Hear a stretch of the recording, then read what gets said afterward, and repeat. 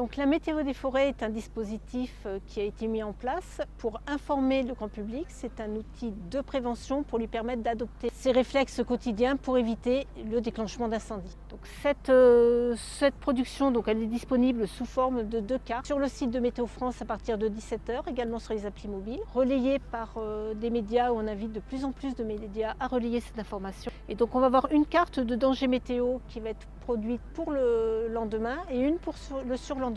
Comment sont construites ces cartes? En fait, Météo France assure également une assistance aux forces de lutte contre les incendies à une échelle beaucoup plus fine. On travaille à l'échelle kilométrique. Et on va déterminer un niveau de danger météorologique d'incendie qui va être calculé en fonction de l'état de sécheresse de la végétation.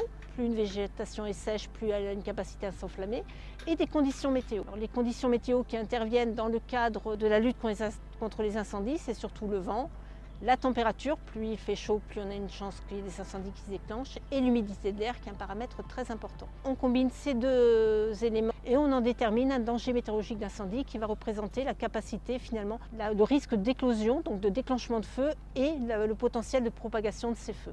Donc ça, c'est fait à l'échelle kilométrique pour les services de l'État, et on va agréger cet indice à l'échelle kilométrique au niveau du département pour pouvoir fournir une information simple et compréhensible par le grand public. On va associer donc à ce niveau de danger une échelle de risque qui parle à tout le monde, donc vraiment une échelle universelle qui va du vert au rouge pour un danger feu de niveau faible. Ça ne veut pas dire qu'il n'y a pas de danger, mais par rapport à la normale l'été, on est plutôt dans des conditions météo qui sont peu favorables au déclenchement d'incendie, à des niveaux très élevés où là il faut être vraiment attentif puisque la moindre étincelle peut provoquer un départ et une propagation de feu.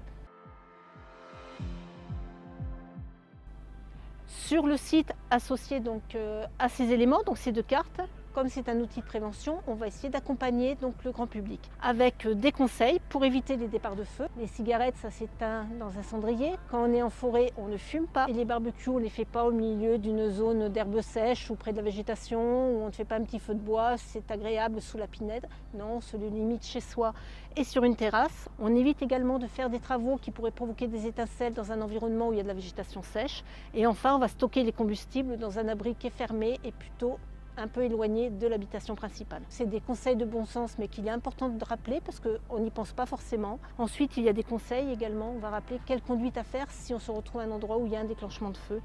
Très important également, la météo des forêts, ça vous indique un niveau de danger au niveau du département. Au niveau du département, la situation peut être très hétérogène. Donc on appelle vraiment le grand public à aller voir les informations qui sont sur le site de la préfecture, la sienne, ou quand il est en vacances dans des lieux qu'il ne connaît pas, la préfecture de son lieu de vacances. Et dessus, il retrouvera tous les arrêtés de restriction ou d'interdiction d'accès au massif, mais également de pouvoir faire des feux ou des barbecues. Et là, il aura une formation qui sera vraiment fine et adaptée aux besoins.